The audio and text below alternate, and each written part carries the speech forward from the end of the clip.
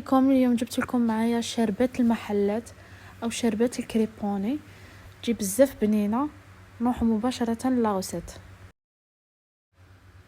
نجيبوا مغرف ونص تاع لا كريم شونتيي، مغرفه صغيره مستحل بالليمون، مغرفه صغيره حمض الستريك، مغرفه كبيره بومبي لافاني، كاس سكر، عندنا حبه القارص، لتر ونص تاع الماء، عندنا ميكسر. ونروحوا لطريقه التحضير.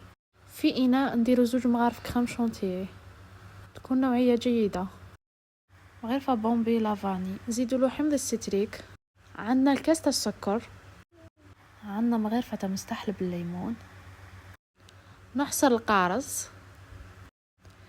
وين كي رايحه؟ زيدي عصري لي ديك الحبه مليح، نزيدوا على النواشف الحبه تاع القارص المحصوره. انا نسيت باش نقول لكم نزيدوا نص كاس تاع الحليب. خلطي يا مدام. وإلا حبيتي بنت كريبوني زيدي مغرفه تاع مزهر. خلطي يا مدام، خلطي يا مدام. هاي ليك الشربات تاعنا يا البنات، شوفوا شحال جات تشهي.